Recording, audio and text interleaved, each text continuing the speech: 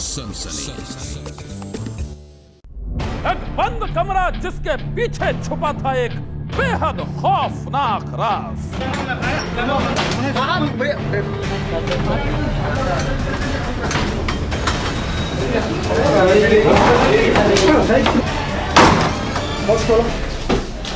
देखो इसमें, देखो। जिस्म के दलालों का एक कैद खाना जिसमें कैद थी कई लड़कियां।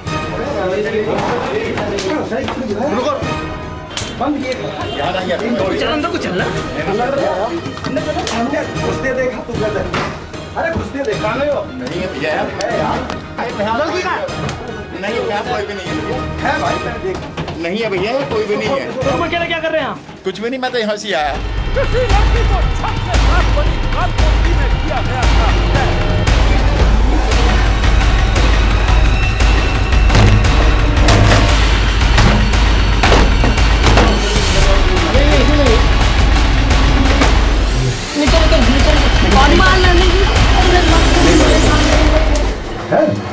तो किसी लड़की को सीढ़ियों के नीचे अंधेरे तहखाने में किया गया था बंद।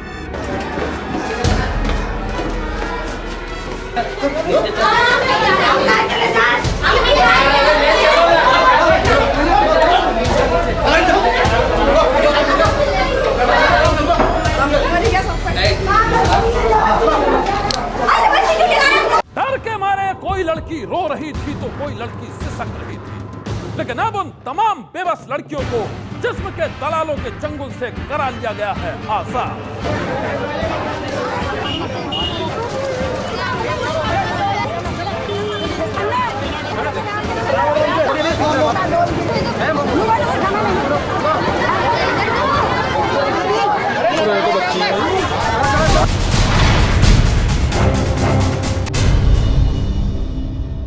हकीकत की यह तस्वीर झकझोर कर रख देती है। जो लड़कियां कुछ महीने पहले तक जिंदगी के सपने देख रही थी, वही लड़कियां एक दिन अचानक फंस गईं दलालों के चंगुल में और फिर पहुंच गईं जिस्म के एक ऐसे बाजार में जिसकी दास्तान बेहद डरावनी है। शुक्रवार शाम करीब 4 बजे जब पुलिस की एक टीम जिस्म फरोशी के लिए बदनाम मेरठ के इस रेड लाइट इलाके में पहुंची तो पुलिस वालों के साथ ऐसे कई माँ बाप भी थे जिनकी लड़कियां कई महीनों से लापता थीं। अपनी बेटियों की गुमशुदगी से परेशान माँ बाप को आशंका थी कि उनकी लाडली को जिस्म फरोशी के इसी अड्डे में कैद किया गया है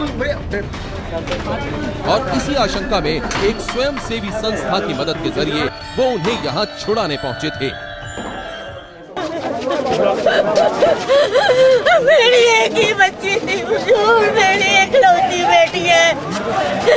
सरकार मैं कैसे जी, एक बच्ची भी नहीं है मेरे पास। अपनी लापता बेटियों के गम में डूबे हर माँ बाप को यही लग रहा था कि पुलिस की इस कार्रवाई के साथ ही उन्हें उनकी लाडली मिल जाएगी, वही लाडली जिसे उन्होंने नाजों से पाला था, लेकिन पता नहीं उनको किसकी नजर लग गई और फिर वो बड़े ही रहस्यमय तरीके से गायब हो गए। 15/3/2007 को वो गायब हुई थी सर। अच्छा, कितने साल की? 16-17। तो यहाँ किस लिए आए हो आप? मुझे मालूम है कि बेस्यालय मेरी बच्ची बेची गई है, चूँकि मेरी बच्ची को जिन लोगों ने उठाया था वो लोग बेस्यालय में ही काम करने वाले। कौन है? 23 जनवरी को गायब। 23 जनवरी 2012 को जी। तो यहाँ किस लिए आए हो? सर हमें ये पता लगा कि हमारी लड़की है, इसलिए हमें आए हैं। कितने दिन पहले गायब हुई है? अरे 2-2.5 साल हुआ सर। हाँ सर, रिपोर्ट कराए सर। तो पुलिस का क्या कहना है? पुलिस वाले सर नहीं खोज रहे हैं, तनको करें, आपकी बेटी आप खोजिए। इन लापता लड़कियों के माँ बाप की शिकायत पर जैसे ही मेरठ पुलिस ने अपनी कार्रवाई शुरू की, जिस्म के इस बाजार में फैल गई सनसनी। जिन ठिकानों पर जिस्म के दलाल धड़ल्ले से मासूम लड़कियों के जिस्म की बोली लगाते थे, उन्हीं ठिकानों के दरवाजे पुलिस को देखते ही बंद हो गए।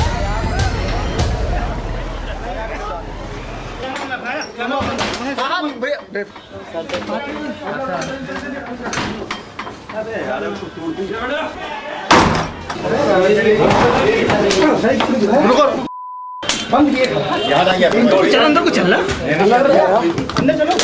घुसते देखा तू गदर। अरे घुसते देखा नहीं हो? नहीं है भैया, है यार। नहीं यहाँ कोई भी नहीं है भैया। है भाई मैंने देखा नहीं है भैया, कोई भी नहीं है। तो तुम अकेले क्या कर रहे हैं? कुछ भी नहीं, मैं तो यहाँ से आया, यहाँ कोई नहीं, परमात्मा यहाँ कोई नहीं है।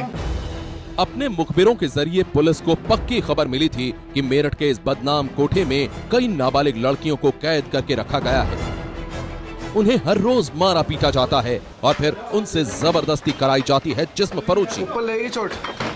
लेकिन बड़ी मशक्कत के बाद जब पुलिस कमरे के अंदर पहुंची तो वहां कोई भी लड़की नजर नहीं आ रही थी।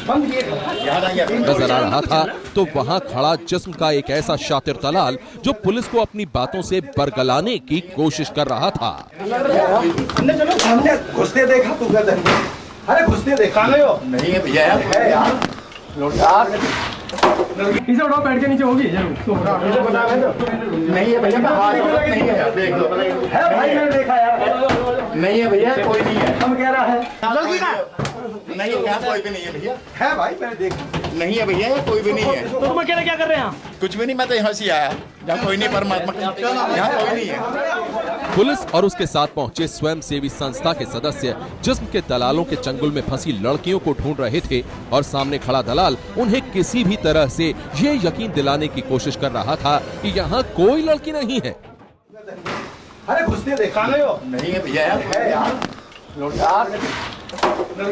इसे उठाओ, बैठ के नीचे होगी जरूर। नहीं है भैया, नहीं है, देख लो है भाई, मैंने देखा यार।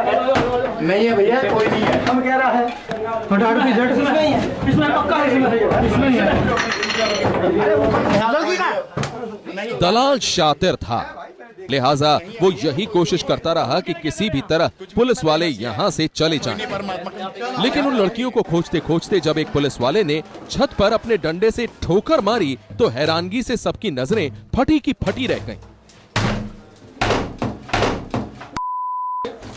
वो इसलिए कि उस छत के साथ ही बना था एक तहखाना और उस तहखाने में कैद थी दो डरी सहमी हुई लड़कियां।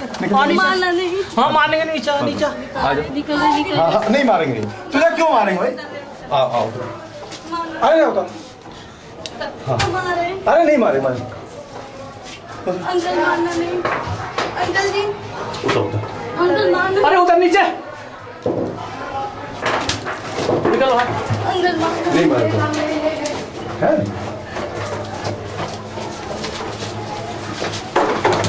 और क्या ऊपर से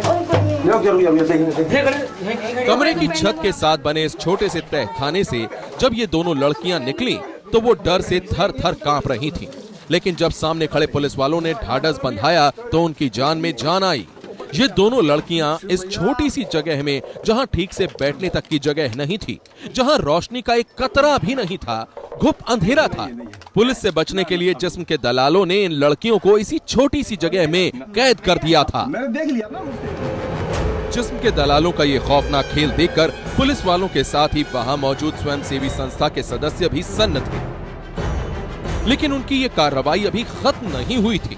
पुलिस को खबर थी कि जिस्म फरोशी के इस अड्डे में दो नहीं बल्कि कई नाबालिग लड़कियां कैद हैं और इसलिए पुलिस ने दूसरे कमरों की भी तलाशी लेनी शुरू कर दी। कमरे में रखे एक एक सामान की बारीकी से जांच की जाने लगी। दोनों खोल।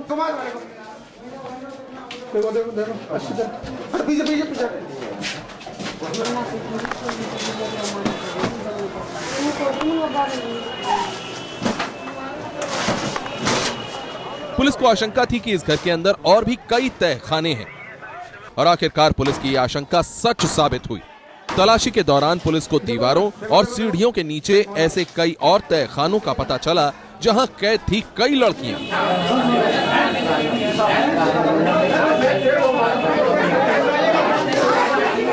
उन सकरे तहखानों से लड़कियां इस तरह निकल रही थी जैसे कि उन्हें पिंजड़े में रखा गया हो। करीब 4 से 5 फीट के इस घुटन भरे तहखाने में इन तमाम लड़कियों को जानवरों की तरह ठूस कर छिपा दिया गया था। डरी सहमी ये लड़कियां काफी देर तक दम साधे बैठी रहीं, लेकिन जब उन्हें बाहर निकाला गया तो सामने आई जिस्म के सौदागरों की शर्मनाक और रोंगटे खड़े कर देने वाली दास्तान।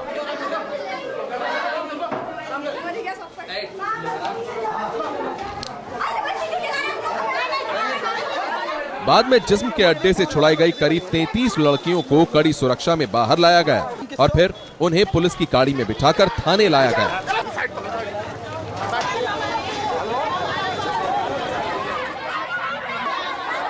छापेमारी के दौरान जिस्म के दलालों के साथ ही जिस्म के ग्राहकों को भी गिरफ्तार किया गया, लेकिन इसके बाद भी उन लड़कियों का कुछ पता नहीं चल पाया जिनको छुड़ाने के लिए उनके माँ बाप एक स्वयंसेवी संस्था के साथ बनारस से यहाँ आए थे। हमारे पास तो पीड़ित परिवार के लोग आए थे कि हमको पता चला कि यहाँ हमारे बच्चे खो गए। हमारे पास वो लोग आए मदद के लिए कि आप हमारे बच्चों को छुड़ाओ। तो फिर हम बाल आयोग के पास गए, उनसे हमने बात करी कि भैया हमारे पास ऐसे ऐसे एप्लीकेशन आए, आप इस पे कार्रवाई करो। तो उन्होंने हमें सहयोग दिया। अब उन्हीं के सहयोग से हम लोग यहाँ पे आए हैं और नाबालिग लड़कियों को छुड़ा रहे हैं। पुलिस अब जिस्म के दलालों के कब्जे से आजाद कराई गई इन तमाम लड़कियों से पूछताछ कर रही है ताकि ये पता लगाया जा सके कि ये कैसे जिस्म फरोशी की काल कोठरी तक पहुंच गई थी। बनारस की एक संस्था गुड़िया है, उसने राष्ट्रीय बाल संरक्षण अधिनियम आयोग जो है उसको कंप्लेन किया था। उसके निर्देश पर एक टीम आई थी और यहाँ सिटी मजिस्ट्रेट के साथ में स्थानीय पुलिस ने यहाँ पर कबाड़ी बाजार में ये दबिश दी थी। इसमें कुछ इस तरह की धंधों में लिप्त लड़कियों को अरेस्ट किया गया है, पकड़ा गया है और अभी जांच पड़ताल की जा रही है। शेष बातें जो जांच में निकल कर आएगी वो आप। पुलिस का कहना है कि वो जिस्म के दलालों के चंगुल से छुड़ाई गई नाबालिग लड़कियों को चाइल्ड वेलफेयर कमेटी के सामने पेश करेगी, साथ ही जिस्म के उन बाकी दलालों को भी पकड़ने की कोशिश करेगी जिनके घिनौने खेल ने बर्बाद कर दी है इन लड़कियों की जिंदगी। सनसनी के लिए मेरठ से सुधीर चौहान की रिपोर्ट। यह दास्तान भी जिस्म के बाजार की है, एक ऐसे शातिर दलाल की है जिसके धोखे ने एक भोली भाली लड़की को जिस्म की काल कोठरी तक पहुंचा दिया था। लेकिन वो लड़की खुशकिस्मत थी जो बच गई, लेकिन दहशत की वो याद उसे आज भी डराती है। कोमोलिका बोलेगी और दुनिया सुनेगी। अब आप पूछेंगे कि ये कोमोलिका कौन है? नाम बदला जा चुका है, वैसे आप कोमोलिका कह सकते हैं। उम्र अब याद नहीं। पेशा सोचा था टीचर बनूंगी। पूछे गए सवालों का जवाब कोमोलिका कुछ इस तरह से देती रही है, लेकिन आज उसे यकीन हो गया है वो बोलेगी तो दुनिया सुनने पर मजबूर हो जाएगी। दुनिया सुनेगी कि किस तरह टीचर बनने का ख्वाब देखने वाली लड़की असम से मुंबई के कमाठीपुरा पहुंच गई। कमाठीपुरा, जहां जज्बातों के साएदार दरख्त नहीं थे। धंधे का खूब अंधेरा था, अंधेरा जिसमें न जाने कितनी कोमोलिका गुमनाम हो गई। लेकिन ये कोमोलिका गुमनामी को चीर कर बाहर आ गई है और कह रही है, मैं कॉल गर्ल बनने वाली थी। कोमोलिका असम की रहने वाली है। असम में लड़कियों को लेकर माता पिता वैसी बेरुखी नहीं रखते हैं जैसा कि देश के बाकी हिस्सों में होता है। माँ बाप का प्यार तो दूर, कोमोलिका के हिस्से में तो माँ बाप की बेरुखी भी नहीं आई। माँ बाप का साया उठा तो मामा के घर पहुंची। हैसियत के मुताबिक मामा ने अपना फर्ज निभाया। 7 साल का था मैं जब मेरा बाप गुजरा। फिर मेरा एक मामा था, मेरे को मामा ने मेरे को इतना बड़ा किया। बाद में मेरे को मामा ने मेरे को सिलाई दुकान में दिया, टिलियर में। कहते हैं जब जेब खाली होती है तो रिश्तों की गर्माहट खुद ब खुद काफूर हो जाती है। मामा के घर वो रही तो सही, लेकिन रिश्तों की गर्माहट पर जैसे ब्रह्मपुत्र नदी ने अपना बर्फीला पानी फेर दिया था। साल दर साल आने वाली ब्रह्मपुत्र की बाढ़ ने कोमोलिका के मामा को इतना बदहाल कर दिया था कि उनके लिए अपना पेट भरना भी मुश्किल हो जाता था। कोमोलिका के लिए यह मुश्किल का वक्त था, लेकिन दूर किसी की मुसीबत पर टकटकी कड़ाए गिद्ध के लिए ब्रह्मपुत्र की बाढ़ मौकों का सैलाब लेकर आती है। ऐसे मौके जिसमें कोमोलिका जैसी लड़कियों को अपने चंगुल में फांसने का अच्छा मौका था। क्या होता है, इस जगह में दो चीज़ है, प्रॉपर्टी है, गरीबी बहुत काफ़ी है, तो यहाँ पे बाढ़ भी आता है, फ्लड होता है। तो इस समय ये ब्रोकर्स लोग जानते हैं कि इसका जो टेक्निक है, तरीका जो है, वो लोग जानते हैं कि इस समय आसाम का लड़की को फुसलाना, बहलाना और ले जाना आसान होता है, क्योंकि ये काफ़ी दूर है देश से, दिल्ली से। चील गिद्ध इलाके में मंडराने लगे थे। उन्हें पता था कि इस घर का चूल्हा अब रोज नहीं जलता है। कौन है जो सपने में 2 जून की रोटी देखता है? कौन है जिसे भूख और मुफलिसी की एवज में शहर के सतरंगी सपने दिखाए जा सकते हैं? आखिरकार कोमोलिका तक वो गिद्ध पहुंच ही गए। उनके पास कोमोलिका को फुसलाने के लिए तमाम फसाने थे। कोमोलिका ने सोचा, गांव में उसके पास खोने के लिए भूख के अलावा कुछ भी तो नहीं है। शहर उम्मीदों से लबालब दरिया लग रहा था। शहर की ये राह उसे बेआबरू कर देगी, ये बात उसके मासूम दिमाग में आई तक नहीं। बाद में मेरे को मामा ने मेरे को सिलाई दुकान में दिया, टिलियर में। ठीक ठाक चल रहा था मेरे को। बाद में एक लड़का मिला मेरे को। लड़का मिल के बोला, चलो गुवाहाटी चलती हूँ, अच्छा नौकरी दूंगी। मेरा सब ठीक ठाक ही चल रहा है, मेरे को पता नहीं था। बाद में गुवाहाटी आया। आने के बाद मैं 2 दिन रखा। 2 दिन रखने के बाद मेरे को बोला, चलते बम्बई, बम्बई अच्छा नौकरी मिलेगी, बड़ा शहर है। मैं बातों में फंस गया। फंस के मैं चला गया। मेरे को पता नहीं था ऐसा होगी मेरा। बहरहाल कोमोलिका अपने शहर से गुवाहाटी पहुंची। गुवाहाटी में लोगों की भीड़ थी, सपनों की सतरंगी दुनिया थी। कोमोलिका को लगा कि उसे उसका मुकाम मिलने ही वाला है, उसकी जिंदगी सुधरने वाली है, उसके सपने सच होने वाले हैं। लेकिन सच ये था कि कोमोलिका को सपने कभी सच होने के लिए दिखाए ही नहीं गए थे। तरतीबदार झूठ उसे सच लगने लगा था।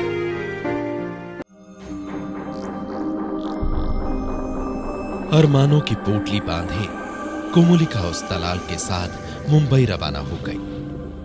ठीक उसी तरह जैसे हर साल असम में आने वाली बाढ़ के बाद सैकड़ों लड़कियां रवाना होती हैं। ये रवानगी एक तरफा होती है। जो एक बार इस रास्ते पर चल पड़ा, उसका वापस आना लगभग नामुमकिन हो जाता है। कोमोलिका के सपनों को मुंबई पहुंचने के साथ ही सांप सूंघ गया। जल्दी ही कोमोलिका वहां पहुंची जिसके बारे में उसने कभी सुना भी नहीं था, कभी सोचा भी नहीं था। अब उसके सामने दिन के उजाले में भी अंधेरा था, घुप अंधेरा। सूरज ने जैसे उसके लिए निकलना ही बंद कर दिया था। बहुत मारता था मेरे को, धूप देखने के लिए नहीं मिलता था मेरे को। एक दिन एक कस्टमर लाया, मेरे को नहीं गया तो बहुत मारा मेरे को रूम का अंदर बंद करके रखती है। मैं भाग जाऊंगा इसलिए मेरे छुपा जाऊंगा। बहुत मारता था मेरे को। मारने के बाद मैं एक दिन बोला कि मैं घर चला जाऊंगा, और मारा मेरे को। कोमोलिका उन घुप अंधेरे कमरों में जी नहीं रही थी। वो हर बीते पल के साथ मर रही थी। ऐसी मौत जिस पर कोई मातम मनाने वाला भी नहीं था। मैं बोला पुलिस लोग आएगा तो मैं बोल के दूंगा, मैं चल, मेरे को ऐसा वो जबरदस्ती धंधा करते हैं, इसलिए मेरे को बहुत पिटा है। तो क्यों बोलेगी जबरदस्ती धंधा कर रहे? तो क्या बाप खिलाएगा, क्या तेरा माँ खिलाएगी आके? इधर 6-7 कस्टमर का साथ जाना पड़ता था, नहीं जाने से बहुत मारती थी। जाना ही पड़ता था। मैं बोला नहीं जाऊंगा। रोज ऐसा कस्टमर मेरे गंदा काम करने नहीं चाहते। को तेरे गंदा काम नहीं करे तो तुम्हें कैसे, तेरे को क्यों लेके आया इधर? तेरे का दलाल ने तो इसलिए बेच की गया ना, तेरे धंधा करना पड़ेगा। मैं बोला नहीं करूंगा। बहुत मारता था मेरे को। उन कमरों में कोमोलिका को कई और ऐसी लड़कियां मिली जिन्हें इसी तरह असम से लाया गया था। बहरहाल एक ग्राहक की मदद से ही सही पुलिस की रेड हुई और कोमोलिका ने फिर से सूरज की रोशनी देखी, जिंदगी देखी। सनसनी के लिए गुवाहाटी से पल्लव कुमार बोरा के साथ संजय नंदन की रिपोर्ट।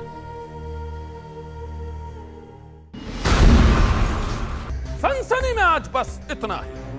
आप रहिएगा होशियार, सन्नाटे को चीरती सनसनी कल फिर देगी दस्तक आपकी दहलीज पर।